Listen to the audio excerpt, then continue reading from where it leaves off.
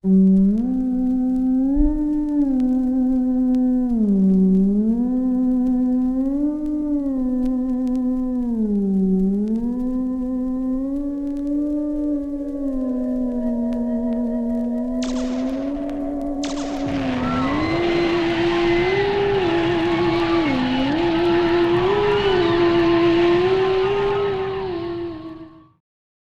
program you are about to see deals with topics that some may consider sensitive or controversial.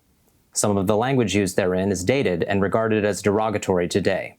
However, we at B-Film Invasion believe it is necessary to present the following film unedited so that it may be seen in its proper context. Viewer discretion is advised. Hello everyone, and welcome to B-Film Invasion. I'm Kelton, your host. In this episode, we're going to watch one of the first American films, if not the first, to examine cross-dressing, gender identity, and gender affirmation long before the sexual revolution. We present the feature film directorial debut of Edward D. Wood Jr., Glen or Glenda, released in 1953. Wood, of course, is still infamous today for directing movies widely considered among the worst of all time, and is also known as having been a cross-dresser with a particular fetish for angora. Glen or Glenda was produced by Z-film mogul George Weiss and written by Ed Wood. It stars Bela Lugosi, Dolores Fuller, Lyle Talbot, Timothy Farrell, Tommy Haynes, and Ed Wood under the name Daniel Davis. It tells, or at least attempts to tell, two stories through multiple framing devices and nightmare sequences. One story is about an intersex person's transition from her assigned gender at birth to a happy woman, but the other story, our feature presentation, is about Glen, a red-blooded all-American male who is faced with a heavy dilemma. Glen's lovely fiancée Barbara doesn't know that they also identify as Glenda, who loves wearing skirts, high heels, blonde wigs, and makeup. They know they must tell Barbara about their dual identity, but will she understand? Does Glen tell her before the wedding and risk breaking off their engagement? Or do they wait until after the wedding and risk ruining any chance of happiness with Barbara? There's a lot to unpack with this movie, and I will do my very best to not be maladroit about it. So, without further ado, sit back, grab your popcorn, turn down the lights, and enjoy Glen or Glenda.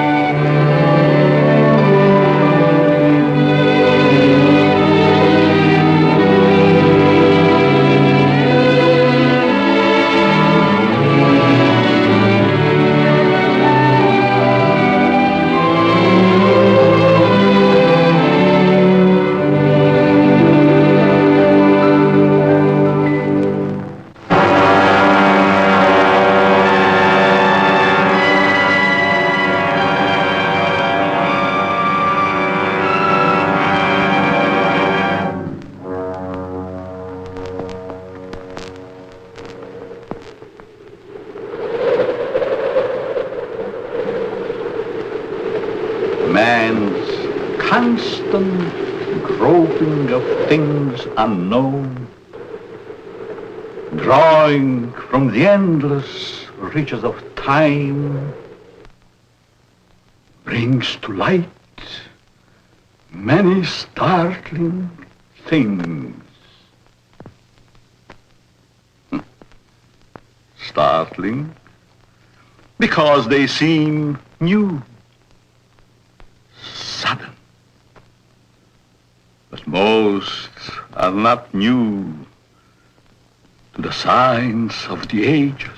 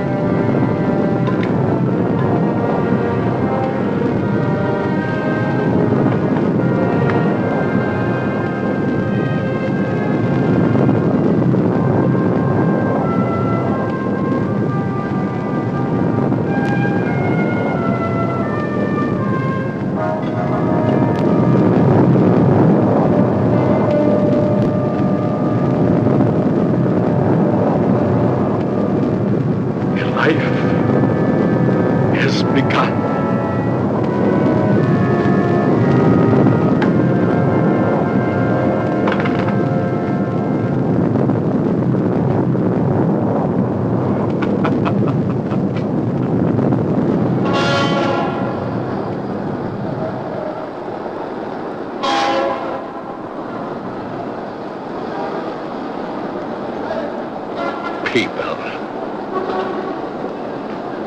all going somewhere, all with their own thoughts, their own ideas, all with their own personalities. One is wrong because he does right. One is right because he does wrong. Pull the string. Dance to that which one is created for.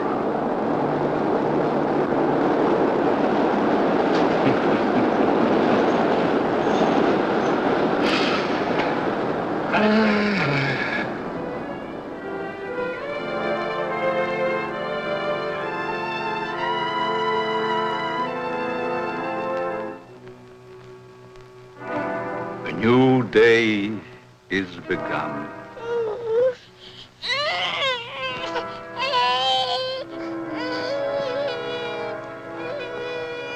A new life is begun.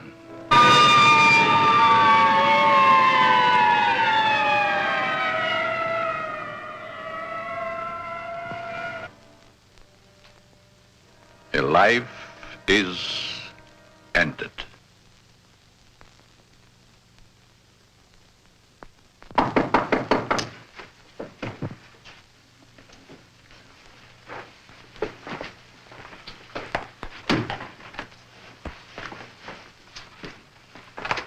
Let me see that note.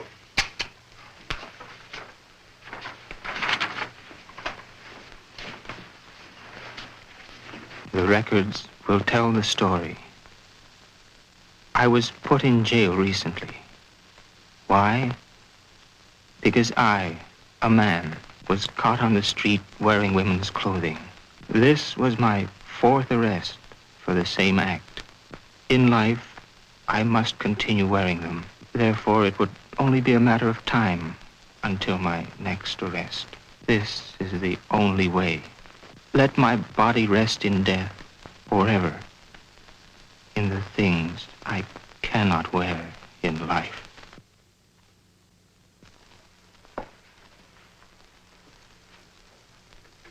Inspector Warren is here to see you, Dr. Alton. Oh, yes. Show him in, Miss Stevens.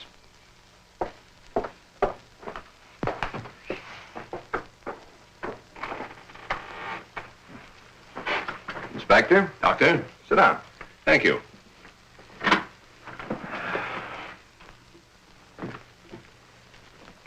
You're a very very busy man, Dr. Alton, I know. I appreciate this time you're giving me. Business or pleasure, Inspector? In a way, business. From policeman to inspector, 20 years of it. I guess I've seen everything there is for a policeman to see. Yet I wonder if we ever stop learning. Learning about which we see. Trying to learn more about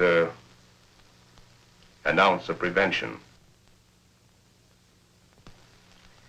I'm a man who thrives on learning. We only have one life to live.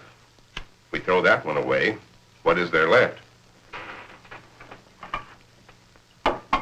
Doctor, I'm hoping to learn something from you. And with that knowledge, maybe save some human from a fate which I just witnessed a few days ago. A 4-time loser. This type of case comes to me as well as yourself many times during the course of 1 month. The suicide? The suicide. Most of us have our idiosyncrasies. This fellow's was quite pronounced. Yes, but I wonder if it rated the death warrant it received. Well, that's why I'm here today, Doctor. What do we do about it?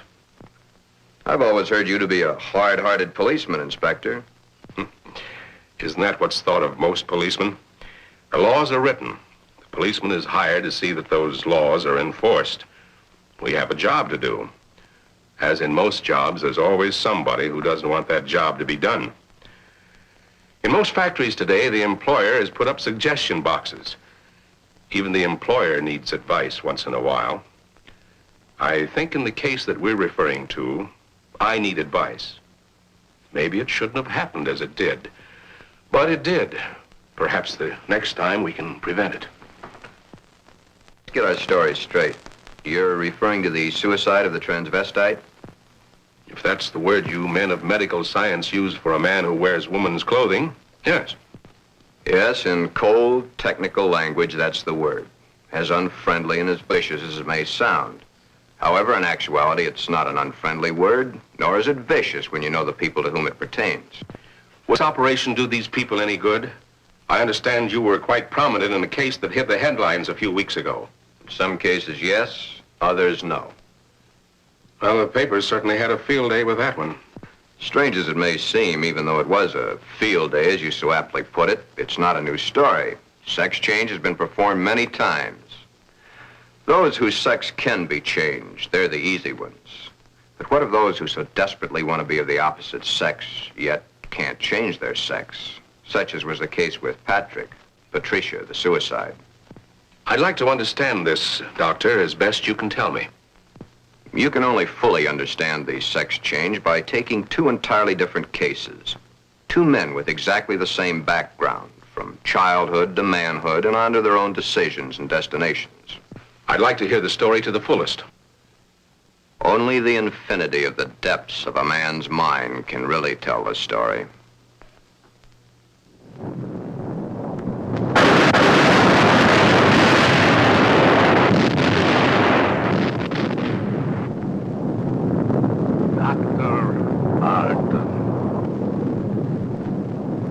A young man, though he is, speaks the words of the All-Wise.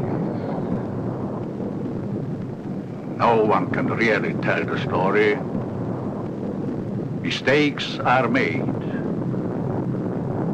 But there is no mistaking the thoughts in a man's mind. The story is begun.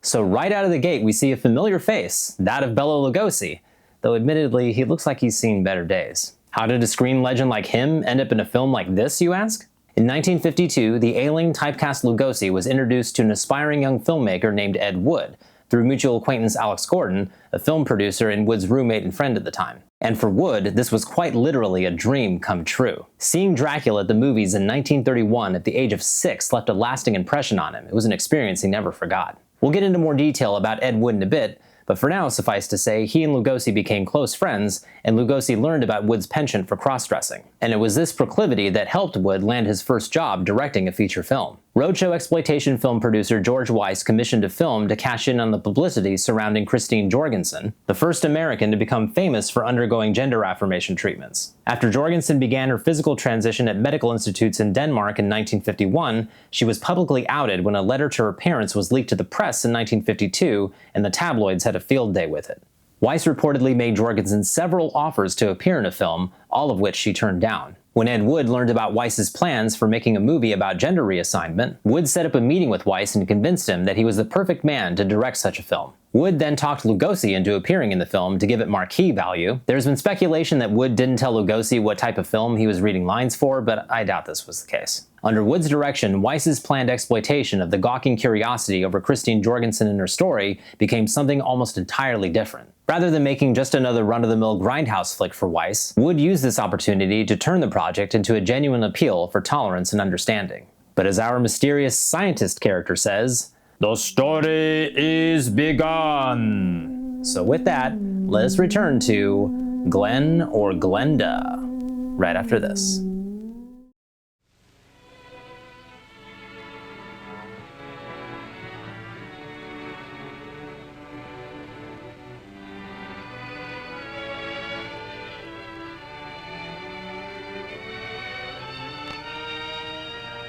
One might say, there, but for the grace of God, go I. Why is the modern world shocked by this headline? Why? Once, not so very long ago, the people of the world were saying, airplanes, huh? Why, it's against the Creator's will. If the Creator wanted us to fly, he'd have given us wings. but we fly. Maybe some of you may still remember an even sillier remark. Automobiles? Bah. They scare the hosses. If the Creator had meant for us to roll around the countryside, we'd have been born with wheels. Silly? Certainly. We were not born with wings. We were not born with wheels. But in the modern world of today, it's an accepted fact that we must have them. So we have corrected that which nature has not given us. Strangely enough, nature has given us all these things. We just had to learn how to put nature's elements together for our use, that's all. Yet, the world is shocked by a sex change. If the Creator had wanted us to fly, he'd have given us wings. If the Creator had meant us to roll around the countryside, we'd have been born with wheels. If the Creator had meant us to be boys, we certainly would have been born boys. If the Creator had meant us to be born girls, we certainly would have been born girls. Are we sure? Nature makes mistakes. It's proven every day. This person is a transvestite, a man who is more comfortable wearing girls' clothes. The term transvestite is the name given by medical science to those persons who wear the clothing of the opposite sex. Many a transvestite actually wishes to be the opposite sex. The title of this can only be labeled Behind Locked Doors. Give this man satin undies, a dress, a sweater, and a skirt, or even the lounging outfit he has on, and he's the happiest individual in the world. He can work better, think better, he can play better, and he can be more of a credit to his community and his government because he is happy. These things are his comfort. But why the wig and makeup? He dares to enter the street dressed in the clothes he so much desires to wear, but only if he really appears female. The long hair, the makeup, the clothing, the actual contours of a girl. Most transvestites do not want to change their life, their bodies. Many of them simply want to change the clothing they wear to that is worn by the opposite sex. Glenn is engaged to be married to Barbara, a lovely, intelligent girl. Those fingernails have got to go. You know, I didn't realize they're as long as they are. My goodness, they're almost as long as mine. Maybe even prettier. We'll have to paint them sometime just for the fun of it. We'll trim them. That's for sure. You know, honey, you've invited me to dinner so many times in the last couple of months. It's almost like we were married already. I wish we were, darling. It's been a long year. For both of us. But now, my studies are through, college is concluded, and I'm free at last. Free? For the time being. Huh? Oh. How about joining me for an after-dinner drink? The living room? Mm-hmm.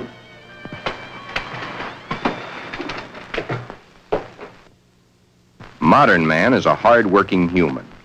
Throughout the day, his mind and his muscles are busy at building the modern world and its business administration. His clothing is rough, coarse, starched, according to the specifications of his accepted job. At home, what does modern man have to look forward to for his body comfort? The things provided for his home: a wool or flannel robe, his feet encased in the same thick, tight-fitting leather that his shoes are made of. These are the things provided for his home comfort. It doesn't look so comfortable, does it? And get the hat. Better still, get the receding hairline. Men's hats are so tight they cut off the blood flow to the head, thus cutting off the growth of hair. 7 out of 10 men wear a hat, so the advertisements say. 7 out of 10 men are bald. But what about the ladies? Yes, modern woman is a hard-working individual also, but when modern woman's day of work is done, that which is designed for her home comfort is comfort. Hats that give no obstruction to the blood flow. Hats that do not crush the hair. Interesting thought, isn't it? Just for comparison, let's go native, back to the animal instinct. There, in the lesser civilized part of the world, it's the male who adorns himself with the fancy objects, such as paints, frills, and masks. The true instinct, the animal instinct, bird and animal life. Is it not so that it's the male who is the fancy one? Could it be that the male was meant to attract the attention of the female? What's so wrong about that? Where is the animal instinct in modern civilization? Female has the fluff and the finery, as specified by those who design and sell. Little Miss Female, you should feel quite proud of the situation. You, of course, realize that it's predominantly men who design your clothes, your jewelry, your makeup, your hairstyling, your perfume. But life, even though its changes are slow, moves on. There's no law against wearing such apparel on the street, as long as it can be distinguished that man is man and woman is woman. But what is it that would happen were this individual to appear this way on the street? You're doing it now, laughing. Yet, it's not a situation to be laughed at. Thus, the strange case of Glen, who was Glenda, one and the same person, not half man, half woman, but nevertheless, man and woman in the same body, even though by all outward appearances, Glen is fully and completely a man.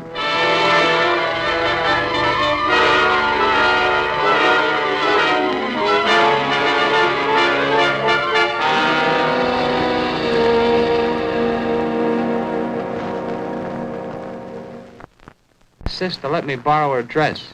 You want to borrow your sister's dress? What for? I want to wear it to the Halloween party. There are names for boys who go around wearing girls' clothes. Oh, don't be silly, darling. You go ahead and wear your sister's dress, Glen. You always did look much better as a girl than you do as a man. Glen did wear the dress to the Halloween party. He even took first prize.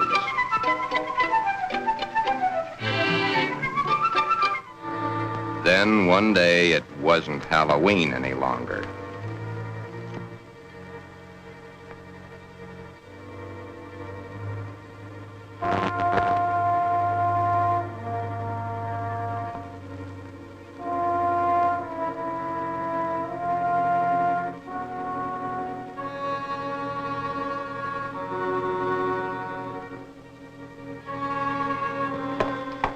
I wish I had the sight into such things to be able to advise you, Sheila. Maybe if you took the problem to a doctor. It's Glen that needs the doctor. But when things like this go wrong with someone so close and in your own family, it's so hard to believe. It's not really hard to believe. It's just hard for you to accept. Well, of course it's hard for me to accept. Suppose I were to come home with Roy or one of my other boyfriends some night and find Glenn like I did last night. Yeah, that would be hard to explain. That's the understatement of the year. Just how does one go about introducing your friends to your brother when brother's wearing your best sweater and your skirt and makeup to boot?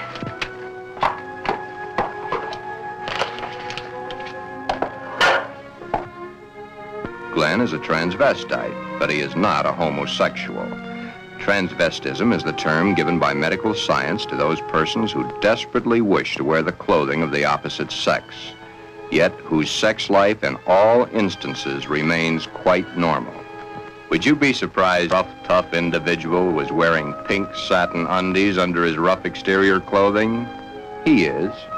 Then there is your friend the milkman who knows how to find comfort at home.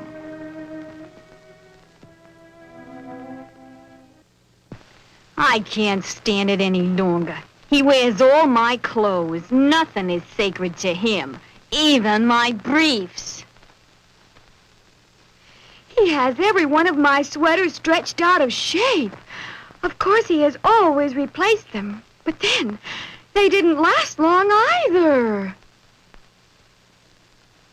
But, Your Honor, ruffles on his shirts and shorts. Really? Glenn and all the hundreds of thousands of other Glens across the nation face quite a problem. Glenn is engaged to be married to Barbara, a lovely, intelligent girl.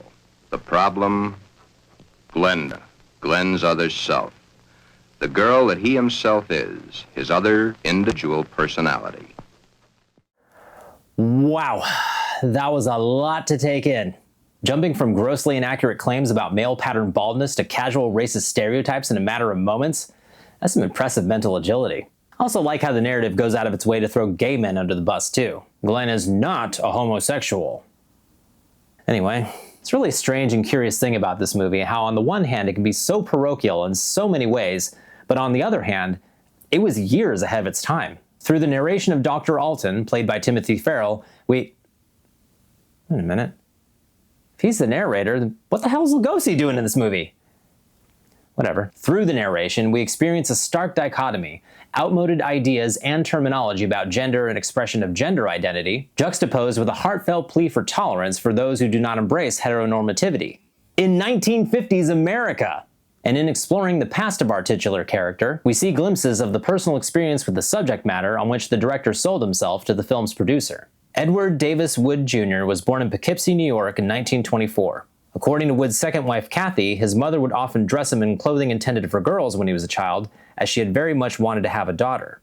Over time, Wood found it more comfortable and expressive of his true self to cross-dress rather than wearing quote-unquote normal clothes, and he especially loved the sensation of angora on his body.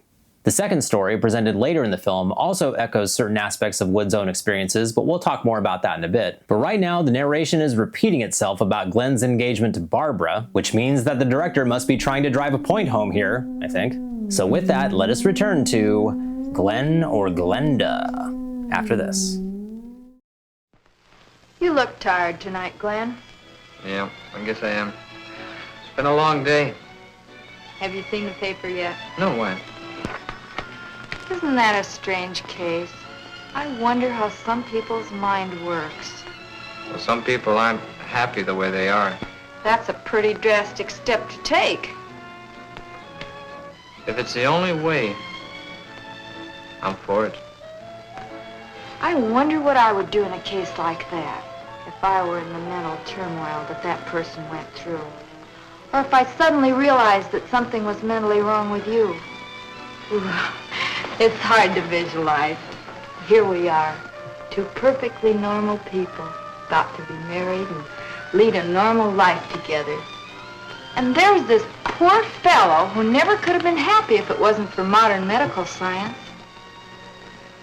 Our fourth term in psychology explains a lot of the facts, But I'm afraid the end of study is only the beginning of reality.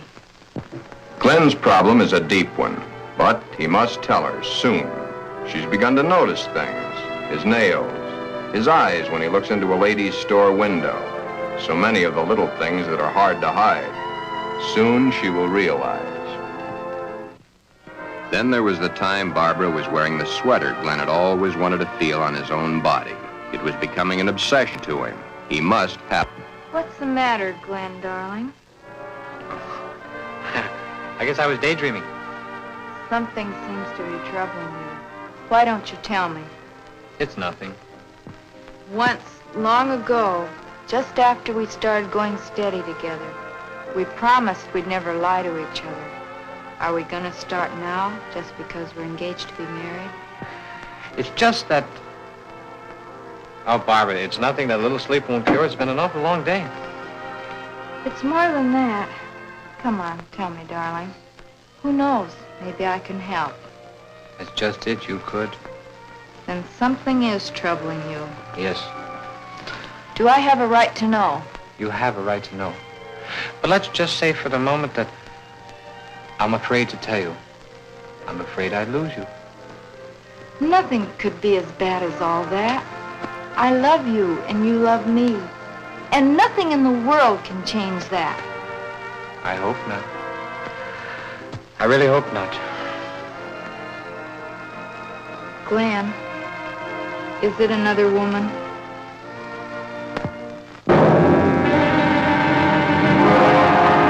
Pull the string! Pull the string!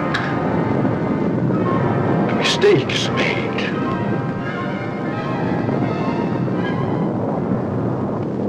A story must be told. Always the same. He's not had the nerve to tell her. But he must soon come to some conclusion or forget the marriage. Should he tell Barbara of his Glenda now, before the wedding, or hit her between the eyes with it after, when it might be too late for either of them? The world is a strange place to live in. All those cars, all going someplace, all carrying humans which are carrying out their lives. The world is shocked by a person who changed his sex. Glenda is shocked also, but by another reason. Someone like her had the nerve to do something factual about their situation. There are so many problems for Glen and all the other Glens.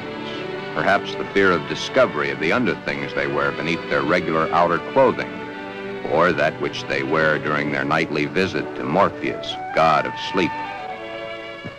Thank you very much, and I'm sure she's going to enjoy it very much. If you want to return it, be sure that you bring the sales slip. Thank you.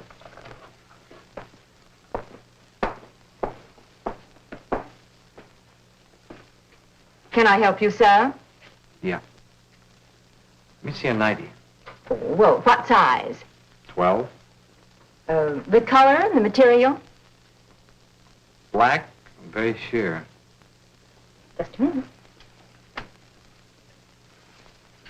Well, we have this here. Would you like that? Something like this? Has lace? Yeah.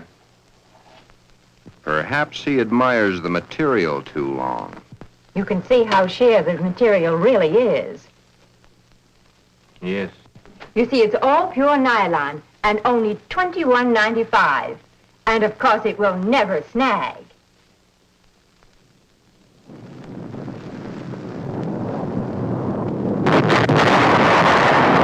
But Glen and Glenda and all the Glens and Glendas have an even bigger problem. Hi, Joe. Hiya, Jack. Monday again. You know, I think Monday is about the worst day of the week. A perfectly wonderful weekend, then back to the sweatshops. Too bad we was born to work. Say, did you read about the guy that hangs to a girl? Says he was perfectly normal, too. How can a guy be normal and go and do a thing like that to himself? All the same, it must take a lot of guts to pull a stunt like that. That's a problem I don't ever intend to face. Maybe it's a problem we should all face. I don't get you. Just think of the unhappy life. The miserable time this world of ours must have given that poor guy. I still don't get you. Now, here is a guy who wanted to be a girl. Supposing there had been no way to change. You sound as if you're really head up on this thing. I guess I am. Do you realize what would happen if every man in the country that wanted to wear women's clothes or felt like a woman went to their doctors and wanted to change? Of course. That's why I say perhaps society should be a little bit more lenient with them. Maybe society should try to understand them as human beings. Another day done. Thank goodness. See you tomorrow, Jack.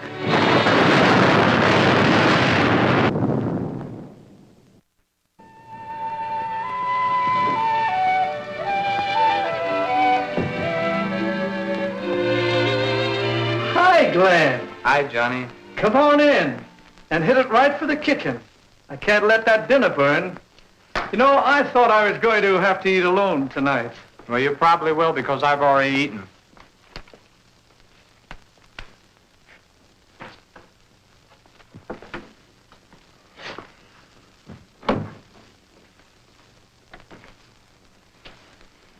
What's up? Nothing much. Say, you really look down in the dumps. I guess I got a problem. Haven't we all? I mean a real problem, one like I've never had to face before. Our whole existence is one big problem after another. I want to get married. You have a problem. When did this all come about? For nearly a year, I've been engaged to a very wonderful girl. Now the time is getting very close to the man with the book. I'm scared to death. You love her? Very much. Does she love you? Yes. There's no problem. Marry the girl. Are you forgetting about my other self? You'll have to tell her, of course. Yeah. I have to tell her. But when? Before? Or after? I think you know the answer to that one yourself. My mind's in a muddle. Like in a thick fog. I can't make sense to myself sometimes. I thought I could stop wearing these things. I tried, honestly, I tried. I haven't had a stitch of them on for nearly 2 weeks until tonight. Then I couldn't stand it anymore. I had to put them on or go out of my mind. I'm afraid I'll lose her. I don't want that to happen because I really love her. Okay. Here's a story from fact. Johnny tells his story. He had not too long ago been married himself. He had kept quiet about his transvestite desires in the hopes that the new wife would never discover it. However, one day, the little woman came home unexpectedly an hour early.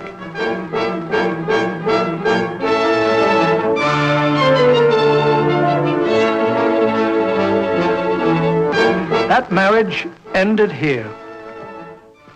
Will your problem be like mine? Most probably it will. Because a love hasn't been built up for such a thing.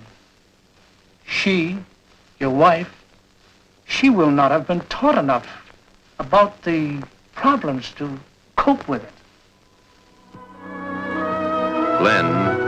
Glenda must now make her decision, or forever forget the marriage to Barbara.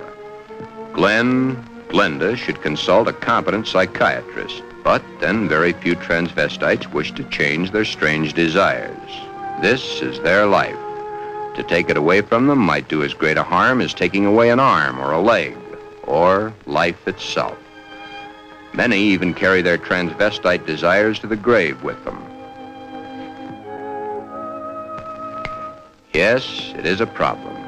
But Glenda, remember back almost a year ago when Glenn and Barbara accepted each other? Okay. That's the 6th time you've said goodnight. I guess it is. Look. Come on over here a minute. What is it? Never mind, just sit down.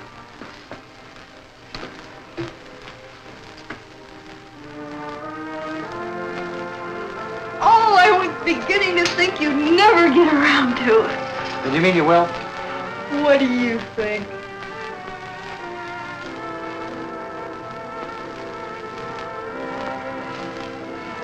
When? I must finish college first. It's only 7 months to go. Well, now, that's hardly long enough for you to get a trousseau together. How would you know about such things?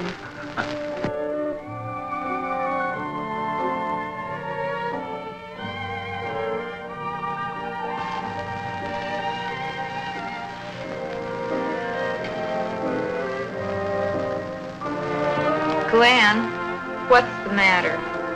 Huh? All of a sudden, you seem 1,000 miles off. Yes, I guess I was, huh?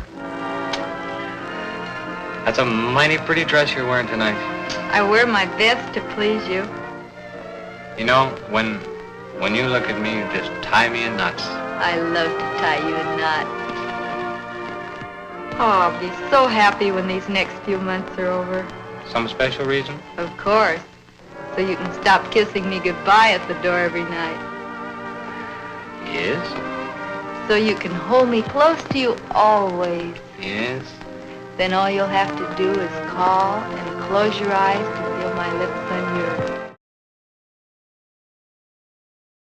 Where in the utter f did those buffalo come from? Also, Ed, can you please just pick one framing device and stick with it? No more stories within stories within stories, please! There's already enough in this movie to try and wrap our heads around as it is. I haven't even had a chance to mention the signature Ed Wood idiosyncrasies already present here in his first film. As film critic and Famous Monsters contributor Bill Warren once said, "You'll never mistake a film made by anyone else for one made by Ed Wood." So in the off-screen dialogue between the two steelworkers, we run into that dichotomy again. They refer to gender affirmation as a stunt pulled off by a perfectly normal guy, while simultaneously asking the viewer, and society as a whole, to accept the fact that trans folks are human beings and are just as deserving of love and respect as anyone else. Over the years, there have been a number of articles and analyses written about this film, and the responses to it are still a mixed bag. Some have criticized the movie for the ham-fisted way in which it tends to present gender identity issues, while others have said that they have never felt more seen in a film than they have while watching Glen or Glenda. And for all the criticisms leveled at Ed Wood for his ineptitude at filmmaking, one can't deny that this film ultimately displays some of his most poignant work. But buckle up though, cause it's about to get really wild. After this break, we will return to Glen or Glenda. Don't go away.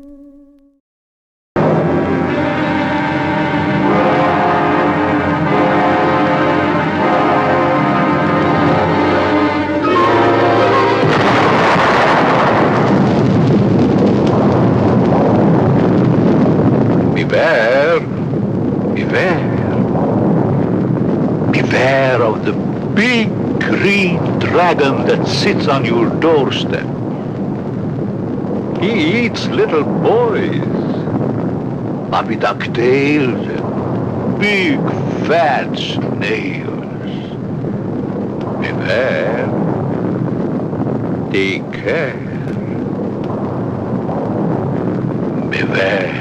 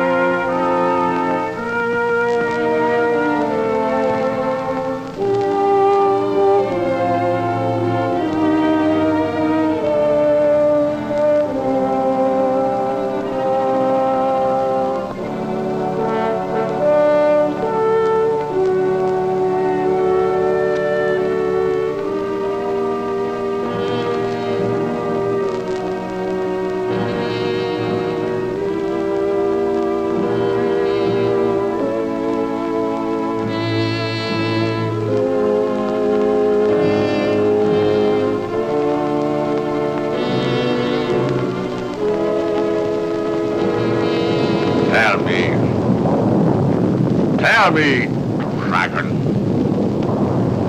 do you eat little boys? Puppy duck tails and big fat snails? Puppy dog tail, puppy dog tail, puppy dog tail. Everything nice, everything nice. Ha ha ha, puppy dog tail.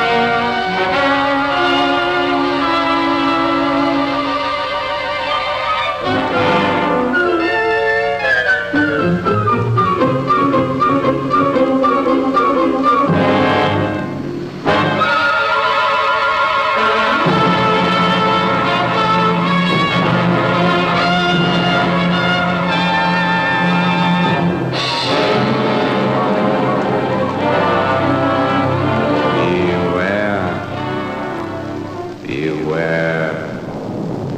Beware of the big green dragon that sits on your doorstep. He eats little boys, puppy dog tails, and big fat snails. Beware, take care. Beware.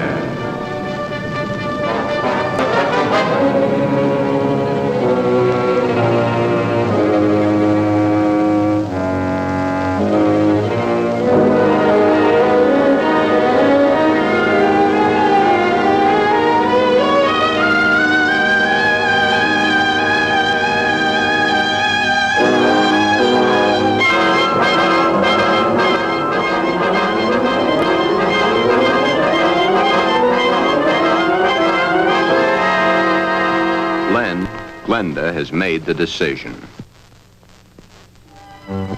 Glenn has decided to tell Barbara of his dual personality. To tell her of the nighties and negligees, the sweaters and skirts, the robes and dresses, the stockings and the high-heeled shoes, the wig and the makeup.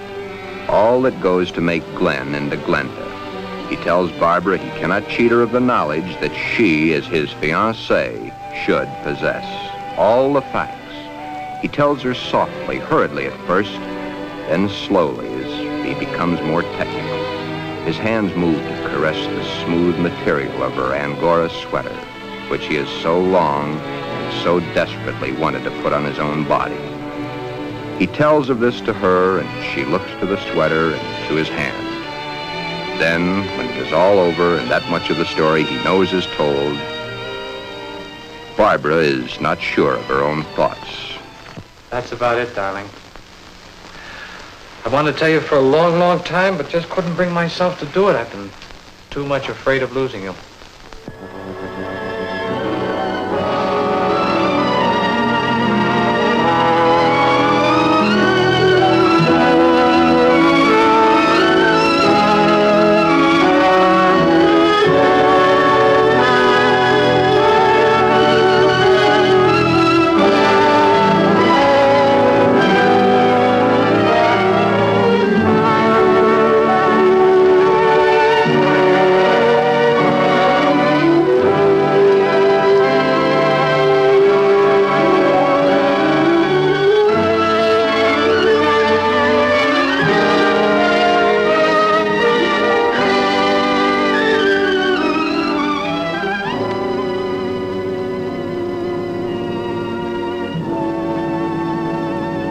Glenn, I don't fully understand this, but maybe together we can work it out.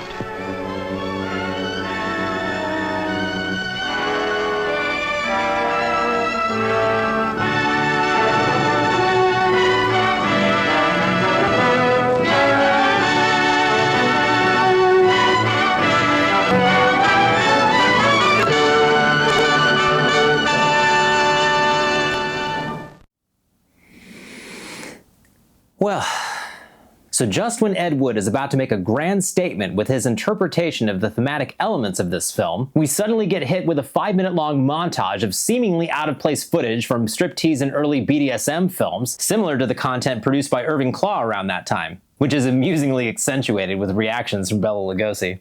I've read some analyses of this movie which try to interpret the meaning of this footage in the context of this film, but if you ask me, it was thrown in at the last minute by producer George Weiss to pad out the runtime. Also, my guess is that Weiss didn't like the finished product as it barely resembled the movie that he had originally had in mind, and he thought he'd add a little something extra to satisfy his normal audience, i.e. people who went to grindhouses to consume his usual dreck, so that way they wouldn't feel too upset over feeling like they'd been bait and switched. But that's just my opinion. So, after that little intermission, shall we call it, Wood gives us one of the most memorable scenes in his entire filmography. A feverish, dreamlike sequence that conveys his feelings about the expectations attached to traditional notions of gender and acceptance of cross-dressing, and by extension, acceptance of those who identify as genders different than those they are assigned at birth. The recital of lines from the old What Are Little Boys Made Of nursery rhyme is a nice touch too, it's fitting. As for that bit about the big green dragon, well, one analysis of the film has suggested that it mimics the societal dread that comes with the territory of being trans. As mentioned earlier, even though Wood still gets flack for having no talent as a director, he did have moments of brilliance such as we see in these shots here of Glenda looking in the mirror, and in this shot of Barbara's acceptance of Glenda. And speaking of great shots, let's have that reveal of Glenda one more time.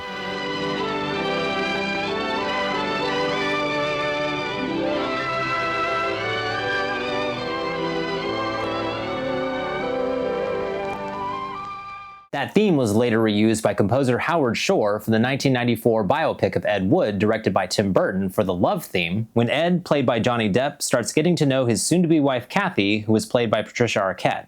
Wonderful movie, by the way, I highly recommend it.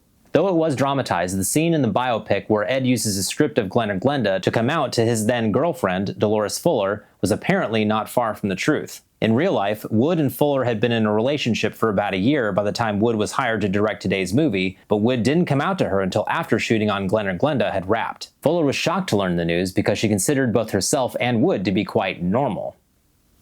Despite this, they stayed together for a few more years. They broke up in 1955 after Wood finished filming Bride of the Monster, but more about that movie another time.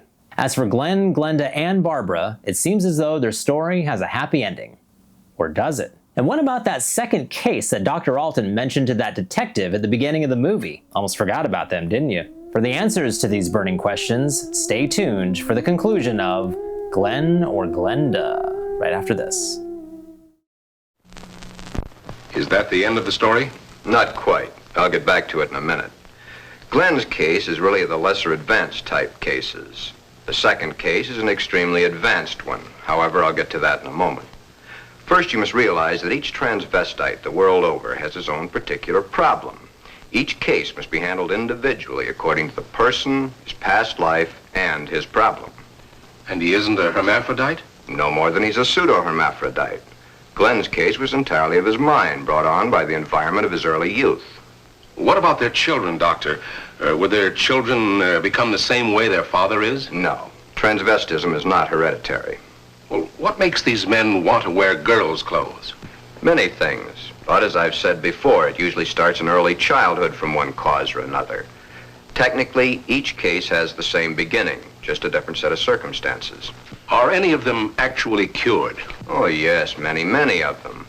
Once the source of supply is found, it can be stopped, unless the patient refuses to cut off that source of supply. Then the way I get it, this Glen and the character he created, much as an author creates a character in a book, was invented as a love object to take the place of the love he never received in his early youth through lack of it from his parents. The character was created and dressed and lives the life the author designs for him to live, and dies only when the author wants him to die. Correct. Except that for the character Glenda to die, the elements must be right. But to enlighten you a little further, there's the second story, that of an extremely advanced case. Let's call this person Alan, Ann. Alan had a mother who wanted a little girl. The father didn't care much one way or the other. Alan did not enter the competitive sports that the other boys at the school did. However, he was an extremely studious boy and always had above average marks in his subjects. Yet sports, girls' sports, he always was interested in. But he was rejected by the girls and also rejected by the boys. It seems he belonged to neither of them. After school, Alan would go home to find the mother who had always wanted a girl and the father who didn't care one way or the other. He enjoyed doing the woman's work around the house. Alan was becoming a woman and didn't realize it. A woman in mind only, but the mind rules. Then came the fateful year of 1941. Alan was drafted. He was accepted. In the Army, he successfully passed his vigorous training. He did not like it, but then there were the weekends for his particular diversions. On his weekend passes, he would go to the nearest town where he had a suitcase checked in a public locker. In the suitcase, he had the things he loved to wear, that which made his body appear to be what his mind believed it was. Then the day of embarkation came. But wherever Alan went, the suitcase was sure to go.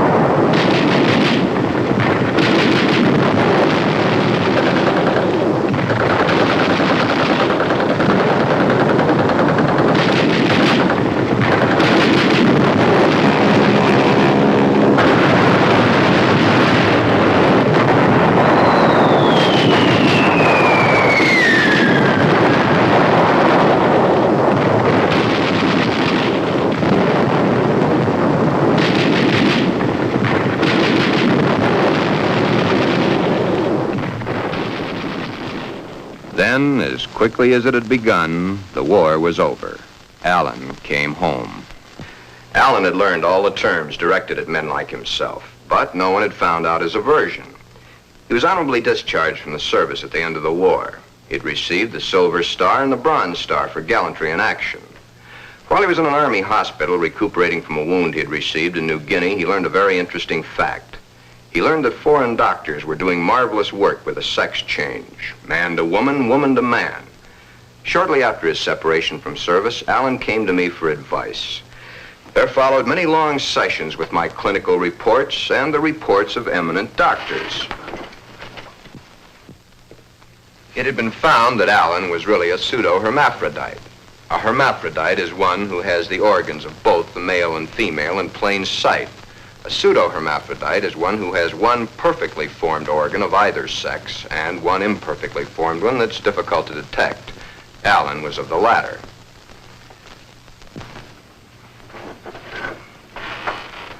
Alan was then given his choice. That which nature had given him was a mistake. It was up to us to correct that mistake one way or the other. Alan had to decide whether he wanted to become a man or she wanted to become a woman. Both were completely possible. Small-boned, fair of complexion, his hair thin like a woman's, his body slim, hips slightly girlish. It was easy to see his decision, along with the fact that he had been brought up from early childhood to believe that a woman was the thing to be. Alan decided to become a woman. This, after all the help I could give him, was only the beginning. During the following 2 years, he was to go through the tortures of the damned. But never was there a whimper from him, because he knew that at the end of it all, he would at last be that which he had always dreamed. Hundreds of hormone shots were injected into various parts of his body. Alan's face was worked on with plastic surgery to smooth out the female elements. Long, tedious hours of work. The big day, or the starting of many big days, for it was to take many. The series of operations are performed slowly and at intervals to prevent any unnecessary shock to the nervous system.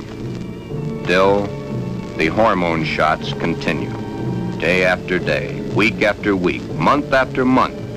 And even then, when the operation is over, the sex is changed, the shots must continue as long as Alan lives.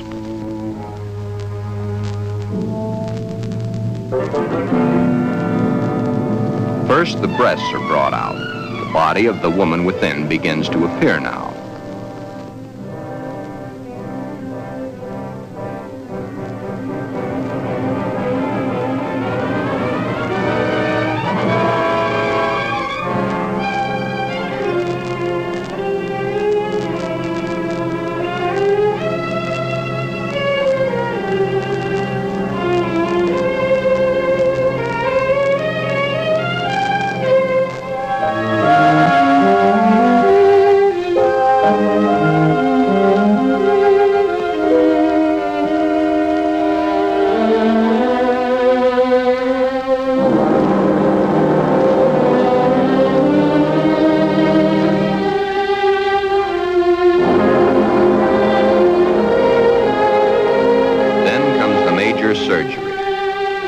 Of the man and the formation of the woman.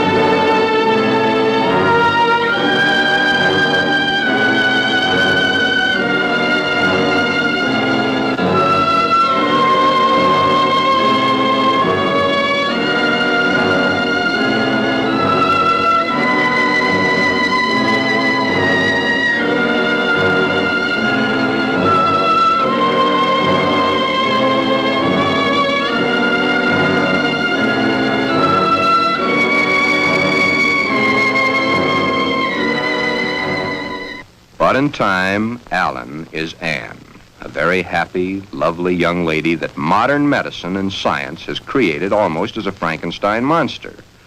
The newspapers heard of it and hit the story with their usual fullness. If the newspapers had not gotten hold of the story, it would have gone untold, unnoticed as so many others in medical history. The sex change has been performed hundreds of times. However, right here, in this particular sex switch, it's not the end. Acting the woman and being the woman are two entirely different things. Alan had all his life acted the part of the woman. Now he is that woman and must learn how it's done. Anne must learn how to do her own hair, how to make the correct styling for her facial contours. The proper walk must be adopted. A lady is a lady, whatever the case may be. Continuing my own psychiatric treatment, it was my duty now to explain to Anne the duty of a woman and her... Alan, of course, had known the man's, but he was soon to realize he knew very little about a woman's. Yet, through it all, Anne loved every minute of it. Anne was indeed meant to be a woman, and now that the sex change had been completed, Anne was a very happy woman, and a woman who was eager to learn, and now was accepted by society. A woman born at the age of 24, in a world that for 24 years she had seen as a man, but a woman who now would, and was properly instructed in how to accept, a woman's world. Thus, this case, which has a happy ending, is due entirely to the corrections made by medical science. I've had several such cases. In fact, in my 20 years of practice, I've been prominent in 7. However, my colleagues have had hundreds. Then you believe that the Glenn of the first story should have the sex change? In Glenn's case, no. No, indeed. Glenn would never be happy with a sex change. The Alan of your story ended happy? I'll tell it to you exactly as I told it to them. Shortly after Glenn told Barbara of his love for girls' clothing, he started treatments with me. On the last treatment, both he and Barbara came to me.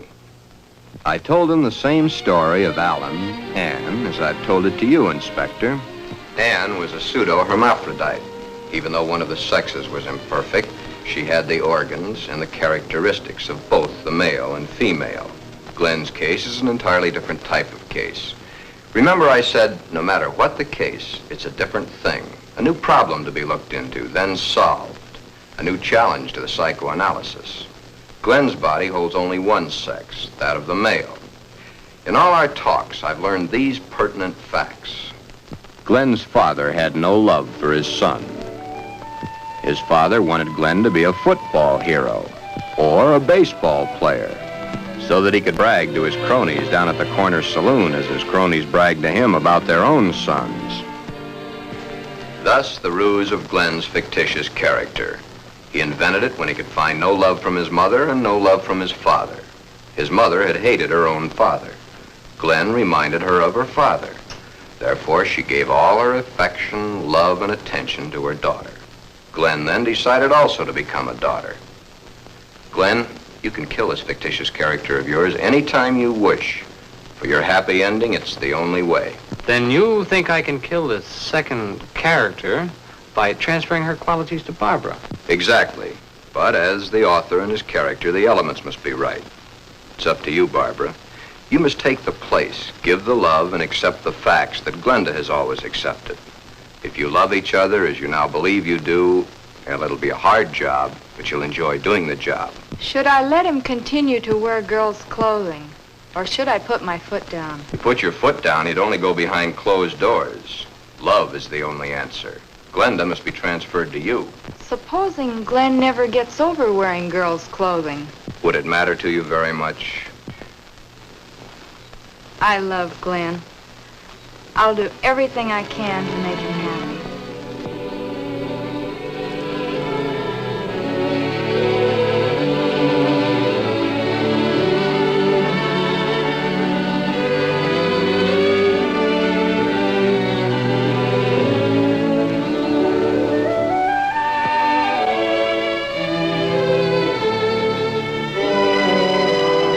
The end is only the beginning.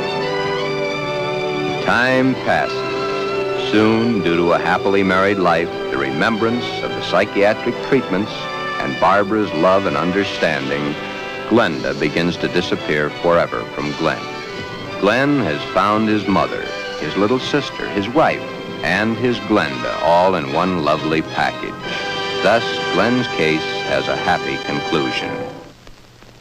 Therefore, two entirely different cases, handled in two entirely different ways, have a happy ending. Yeah, those two. But what of the hundreds of other less fortunate Glens the world over?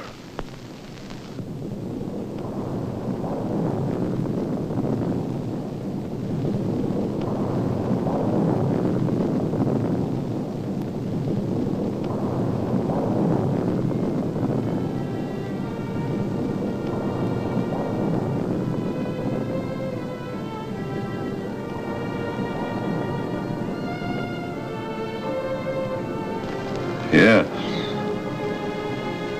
But what of the others? Less fortunate Glens, the world over.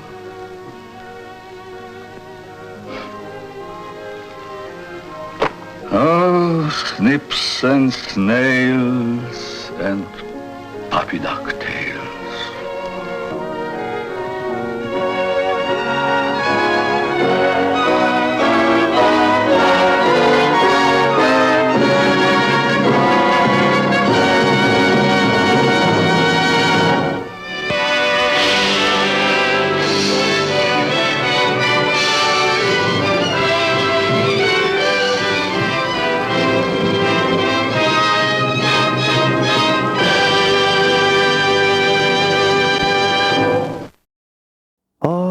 Snips and snails and puppy dog tails.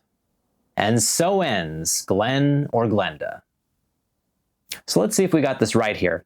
Glen just needed to be cured? That's what this was all about? Well, so much for tolerance and understanding. What the hell kind of message are you trying to send here, Ed?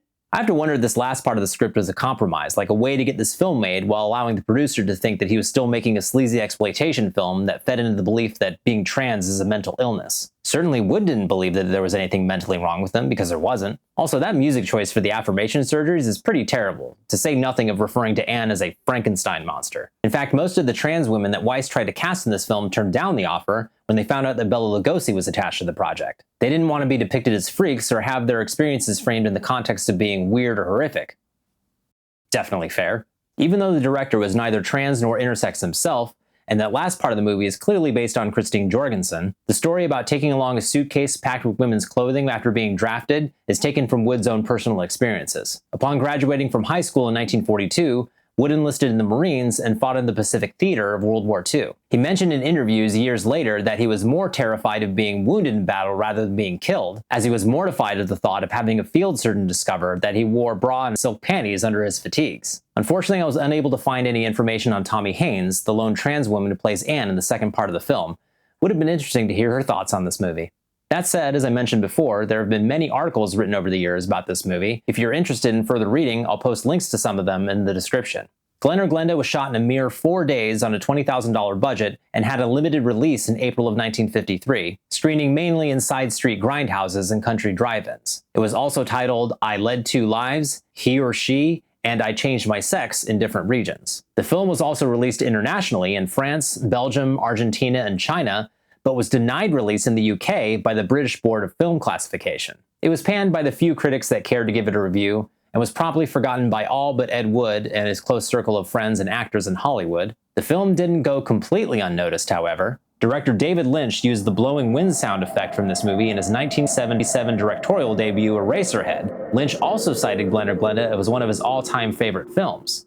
After Ed Wood was posthumously named the worst director of all time by Harry and Michael Medved in their 1980 book The Golden Turkey Awards, a resurgence of interest in Wood's films followed, which led to a 1981 re-release of this film by Paramount Pictures. In 1992, musician Rudolph Gray published Nightmare of Ecstasy, an official biography of Ed Wood, compiled from interviews with his widow Kathy, as well as several of his friends and show business acquaintances. The book formed the basis of the 1994 Tim Burton film Ed Wood, which focused on a dramatized version of Wood's life during the making of 3 of his most well-known films, Glen or Glenda being one of them. And in 2004, Don Mancini, creator of the Child's Play series, paid homage to this film in Seed of Chucky with its titular character Glen/Glenda, who was voiced by everyone's favorite fool of a toque, Billy Boyd. Despite the problematic ways in which it presents its complex subject matter, Glen or Glenda remains an important film, one with a message that we should all take to heart.